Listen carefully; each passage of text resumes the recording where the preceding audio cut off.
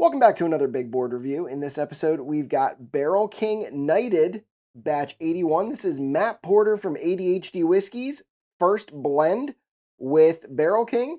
I'm excited to see how it is. Stay tuned after the break and we'll find out together.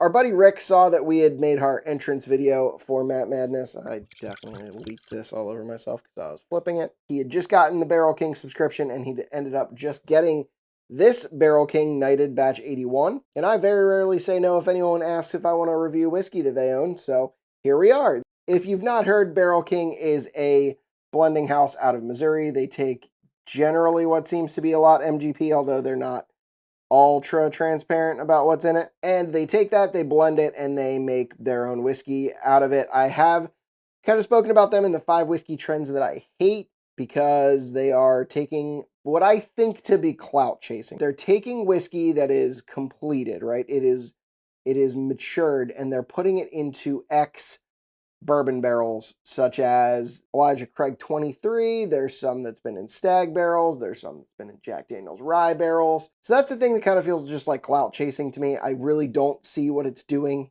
in this amount of time. We'll kind of talk about that as the review goes on. I do have my sample resting here. If you are not familiar with how we do these tastings, you can stop and watch the first big board review from Old Forester 1924. I went into much more detail about how I'm conducting these reviews. So here's what we know about this Barrel King, and then there will be more in the description if you want to read back real quick. So this is Barrel King Batch 81. It is their Knighted line. Barrel King does have a subscription service right now. I don't know the pricing off the top of my head, but I do know a couple of my buddies, including Dave from the 717 Bourbon Society, have subscribed and enjoy it. So if this sounds like something that you want to try and maybe have more of, maybe not specifically Batch 81, but have products like this in the future, as Matt from ADHD Whiskey is now attached to them, check them out. I will put the link to Barrel King in the description so that you can check that out. And if it sounds like something you want, maybe go and subscribe. That is neither here nor there. I have no attachment to them whatsoever, other than I am reviewing their whiskey currently. And here's what we know about Batch 81. So it is 112.2 proof. I'm reading directly off their website. So that's kind of nice that they have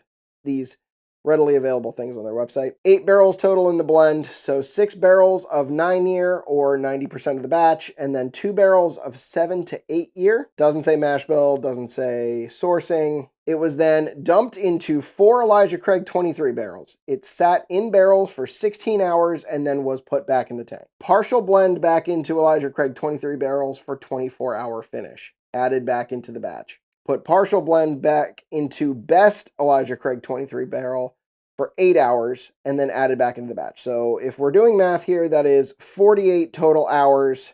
It is still hard for me, I'm just going through this real quick, but it is still hard for me to think about the fact that any of that Elijah Craig batching stuff is giving anything to this blend other than the clout of it being in an Elijah Craig 23 barrel. I think about it in these terms, right? I think about Scotch being in ex-bourbon barrels for literally 12 years. Granted, it is a different climate. I have a hard time believing that 48 hours in used oak barrels is doing anything that 9 years in virgin American oak didn't already do. That's just me.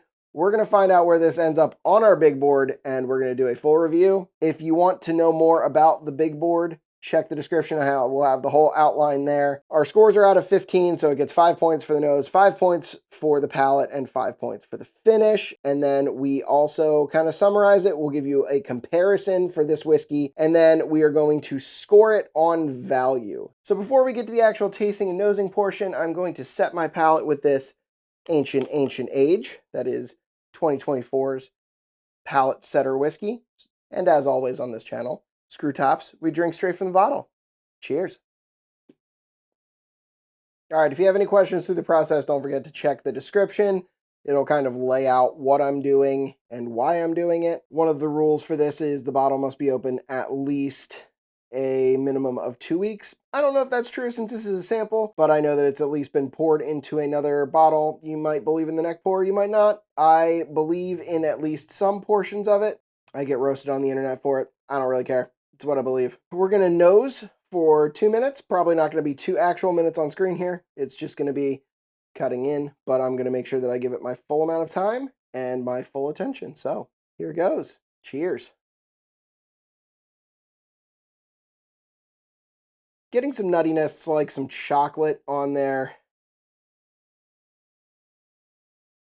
Maybe like some banana candy, like Runts. Marshmallow, like a toasted marshmallow kind of thing going on. Underneath seems like there's some cherry, maybe some like fruity cereal, like some Fruity Pebbles, Fruit Loops, something like that.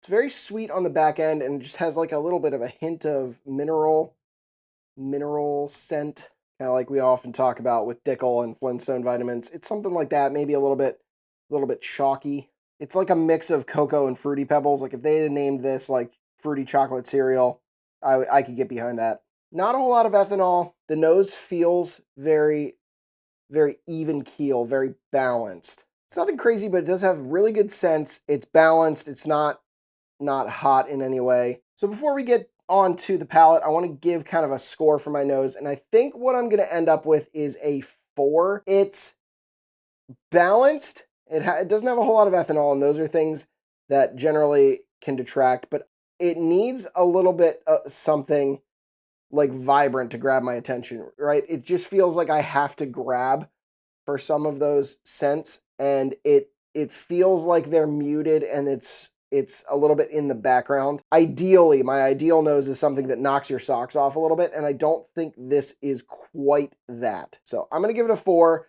Let's move on to the palate. I'm actually going to drink just a little bit of water since I've been talking. So, all right, then we do palate and finish in the same thing because they are so linked. But we're going to get at it. Cheers. Wow. Okay. So it's like a chocolate explosion. It's like chocolate and cherry and a little bit of rye spice underneath that. It's definitely MGP. The finish is rye spice, the rye spice and a little bit of like drying, like red wine flavor is how my brain is interpreting the oak in this. And that's definitely forefront on the finish. There is nothing hot about this in any way, shape, or form. It honestly drinks like it could be 100 proof. I know when I did the Old Forester 1924 review, I actually think the 1924 drinks hotter than this. I think this drinks lower and the 24 drinks higher. Definitely a burst of flavor on the palate. The consistency is really buttery. Like it definitely coats your mouth. It's very thick, very oily, very viscous. Definitely has like a dry oak astringency to it. It's like very dark chocolate, like the flavor of like an 80 or 90% cacao dark chocolate. And then a little bit of like cinnamon red hots, like a little bit of like pop of spice there. Definitely oaky, definitely cherry. It reminds me of like a chocolate covered cherry dipped in a like a Pinot Noir wine. There's a little bit of citrus. There's almost no nuttiness. None of the nose stuff really makes it onto the palate, and that's generally a detractor for me slightly. So I'm gonna give the palate. I'm gonna give the palate an even 4, which is good, right? It's out of 5, so 3 would be average, 4 would be good, 5 would be great. Drinks like a much older whiskey, but it drinks that way in kind of some of the astringency, not necessarily in some of the depth of flavor. There's only a few flavors, but they are bold and vibrant, which generally is something that I like. That astringency, that drying kind of brings it down, and it is a little simplistic. The finish, I'm actually going to give a... I don't think it's perfect, right? I think a finish should have more flavor to it. This is kind of a one-trick pony. It's not a rehashing of the entire palette. It's mostly just like cinnamon red hots and oak and maybe chocolate. Best finishes have a full kind of rehashing of the flavors and then have a little bit of warmth. So I'm going to give it a 4.5. I think that it's good, but not that next tier. I think the finish needs to have a little bit more to it, but it is tasty. I enjoy it a lot. So, okay, so we're gonna kind of summarize this. I wonder if it did take some of the like drying tannic flavor from those Elijah Craig 23 barrels. So maybe it does do something. Maybe I'm wrong entirely. I do wonder that, especially with some of the astringency, which felt kind of out of character, especially for 9-year MGP, unless it's like a super high floor aged. Like, you generally don't see that. The nose and the palate don't really match. Like, there's a little bit of chocolatey, but those like fruity notes, like the fruity pebbles kind of like notes, I don't think connected to the palate very well. I think there's maybe a little bit of cherry there, but not like anything reminiscent of what's on the nose. So I think that also kind of led to both of those being a 4. Let's talk about a comparison here real quick. One of these times I'm going to get absolutely blindsided by this by not tasting these at a time and having kind of a comparison in my head. But this one was immediately when I tasted the palate, I knew my comparison off the top of my head is Remus Repeal Reserve number 5. So the Remus Repeal is kind of MGP's high end kind of. They ended up making a Gatsby, but before Gatsby, this was like the highest tier. And the 5 was a special edition.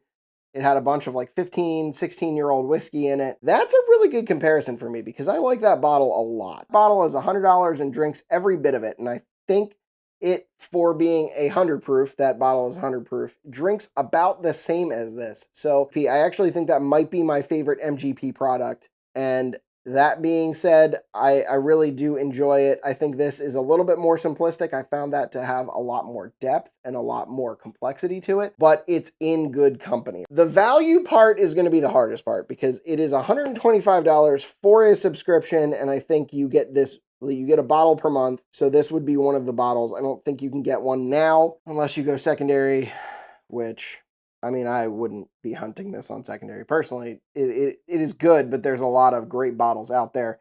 Maybe if you love ADHD Whiskey and you just want to have his very first blend, that would be a reason to get it. And in which case, no value that I give you here is going to matter. But for me right now, at $125, being properly valued, it goes from 1 being 50% under to 10 being I would pay 50% over. I think putting this on the level of that Remus, maybe slightly under that, somewhere between a 2 and a 3. Especially in the current whiskey market, I could be content paying $100 for this. So this is slightly, I think, overvalued. But then if you add shipping to it, maybe that gets you to closer to 125. I don't know.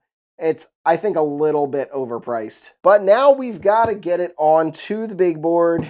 All right, so we've got our Barrel King Knighted Batch 81 Matt Porter blend, and then that goes on the board right here. I still think that'll probably be more towards the top of the board towards the end of the year, but we'll see how things go. All right, so that concludes our review of the Knighted. I would love to hear your thoughts if you guys have had any of Barrel King stuff, if you've had this specific batch. If you are subscribed to Barrel King, that's awesome. I'd love to hear what batches you've had and what you like. If you want to suggest content for us to make in the future, drop that in the comments as well. We'll do our best to make that happen. Please like and comment on this video and subscribe if you haven't already. It helps us out a ton.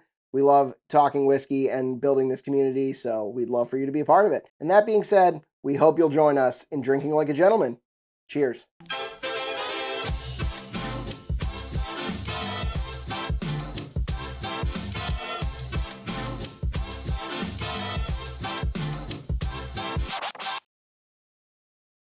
Despite the fact that we are trying to get into ADHD whiskeys, okay, let's try this again. Despite the fact that we are trying to get into ADHD whiskeys, Matt Madness, that actually really honestly has nothing to do with that. We're going to try this one more time.